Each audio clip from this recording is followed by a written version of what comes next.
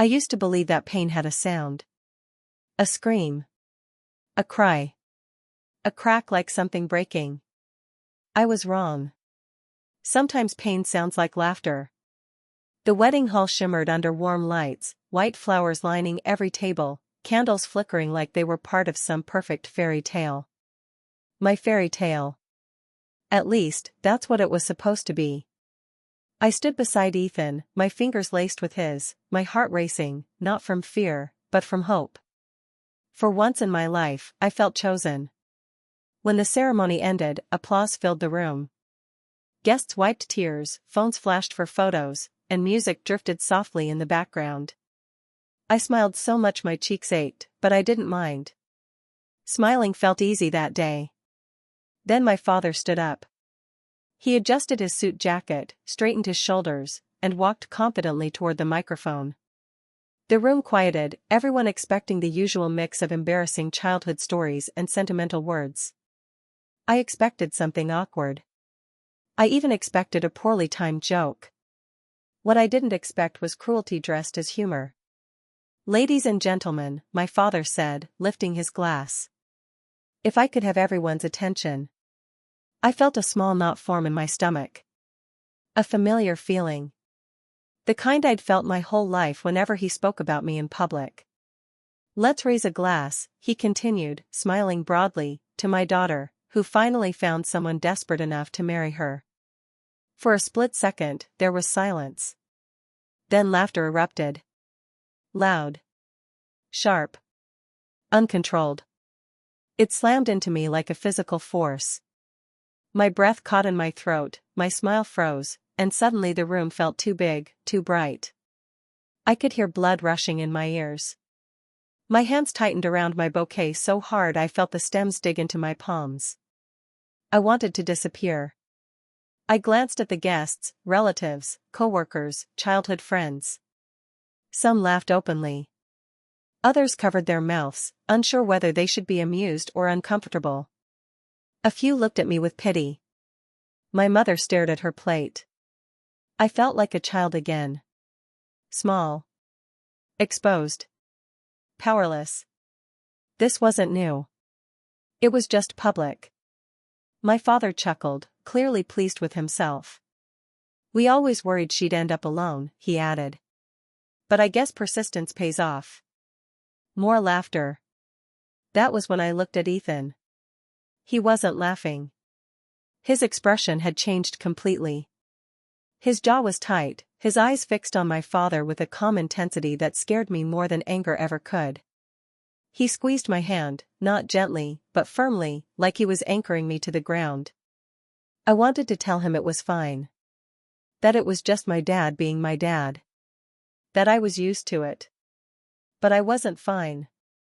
My chest burned, and memories rushed in uninvited, family dinners where I was the punchline, gatherings where my flaws were entertainment, years of learning that love always came with humiliation. I swallowed hard, blinking back tears. This was my wedding day. The one day I had hoped, stupidly, that he would be kind. Instead, he reminded me who he had always been. And as laughter echoed around the room, I didn't yet know that this moment, the moment I felt most humiliated, was also the moment everything in my life was about to change forever. People often say that words don't hurt unless you let them. Those people never grew up with a father like mine. The laughter at my wedding didn't fade when the room went quiet.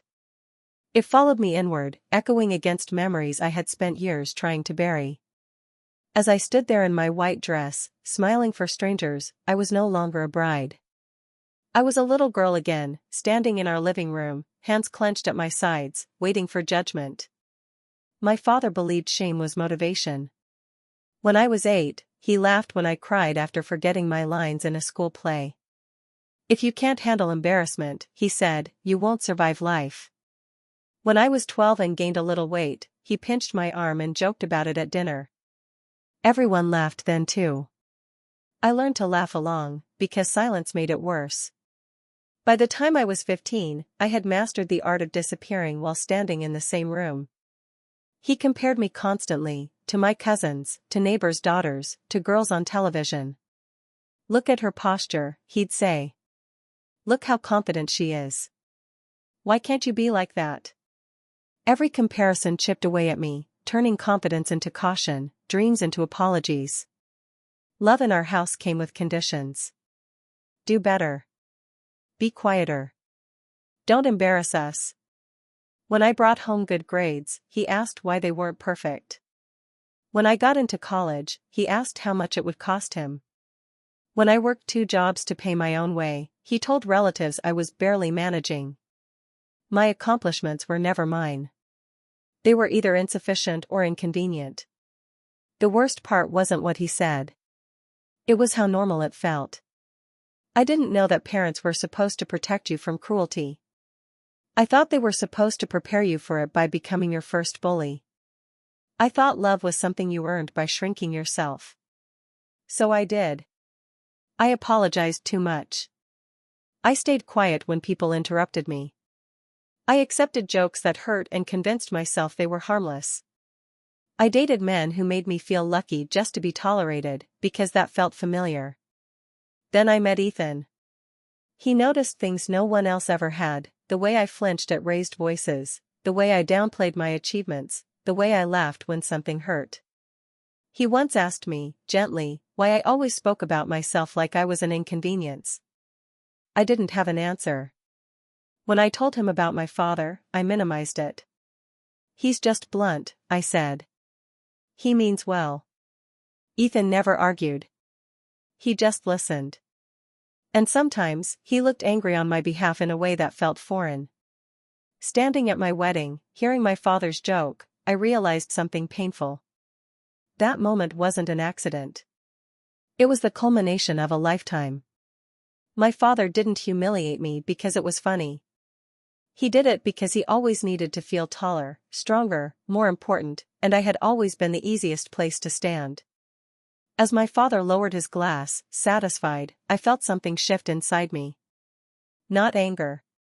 Not yet. Clarity. I finally understood that the voice in my head, the one that told me I wasn't enough, was never mine to begin with.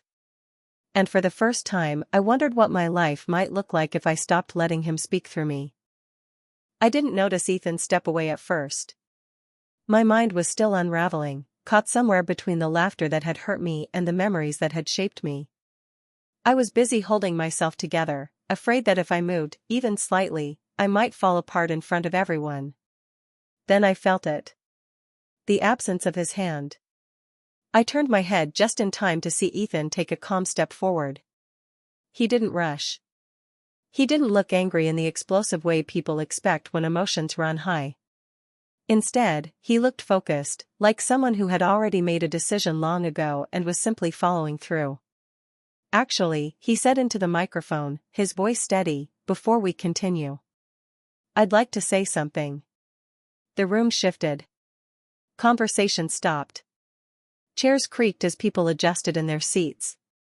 My father raised an eyebrow, amused, as if expecting a playful rebuttal or a polite laugh to smooth things over. Ethan gestured toward the back of the room. "Could we turn on the projector, please?" A murmur rippled through the guests. I felt panic rise in my chest. I hadn't known about any video. I hadn't prepared for this. For a moment, fear tightened around my ribs, fear that things were about to get worse. The lights dimmed. The screen flickered to life. The first image wasn't dramatic. It was ordinary. Too ordinary. It was my childhood kitchen. Then my father's voice filled the room. "Stop crying," the recording said sharply. "You're embarrassing yourself." Gasps echoed around us. I sucked in a breath as my younger self appeared on the screen, smaller, quieter, staring at the floor while his voice towered over me.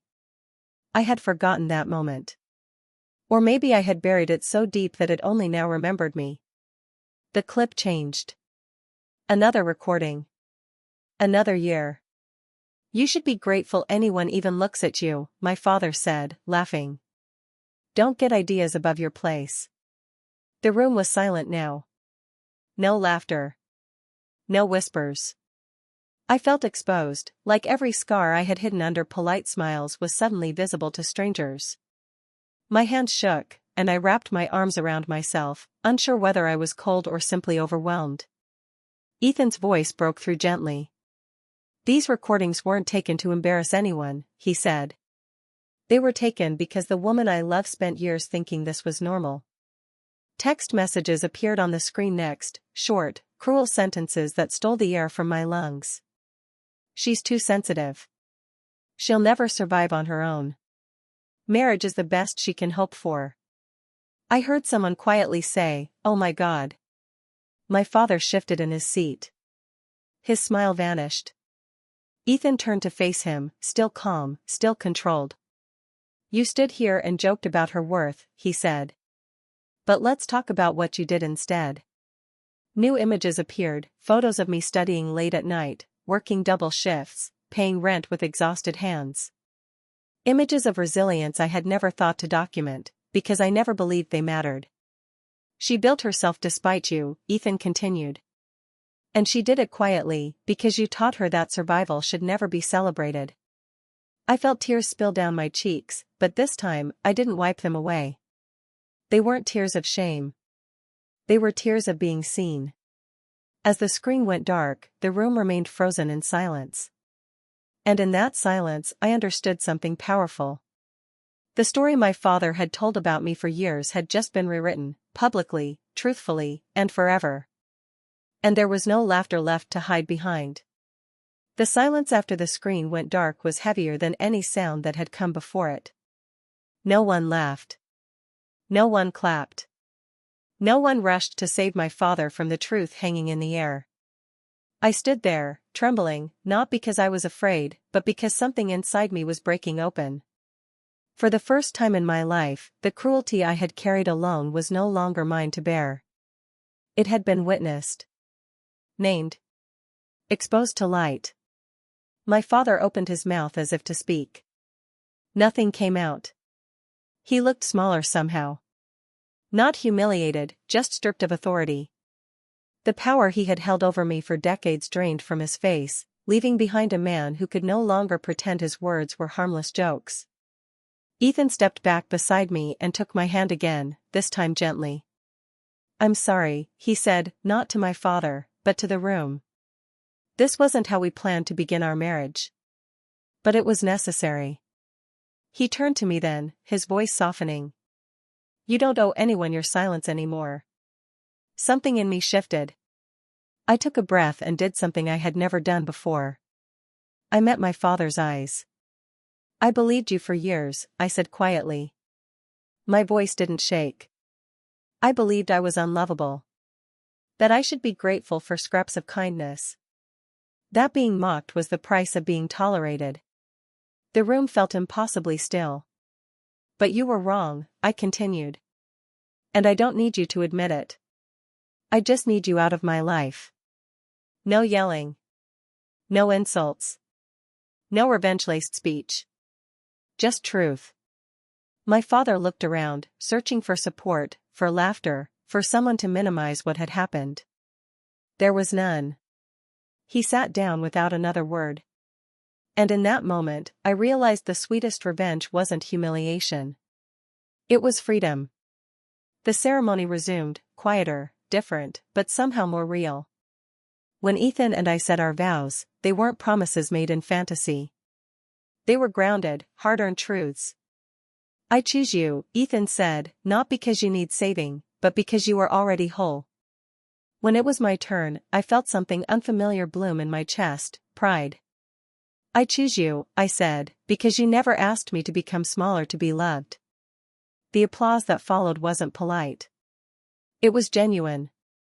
Later that evening, as music filled the hall and people danced again, I stepped outside onto the balcony. The night air was cool against my skin, the city lights stretching endlessly below.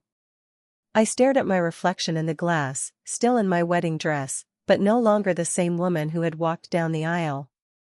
I wasn't the girl who laughed off cruelty. I wasn't the daughter desperate for approval. I was a woman who had survived, and chosen better. Ethan joined me, slipping his arm around my waist. "Are you okay?" he asked. I nodded, smiling through tears. "I think I finally am." The past didn't disappear that night. The wounds didn't magically heal. But something more important happened. The voice that once told me I wasn't enough went quiet. And in its place rose a new one, my own, steady, certain, and finally free.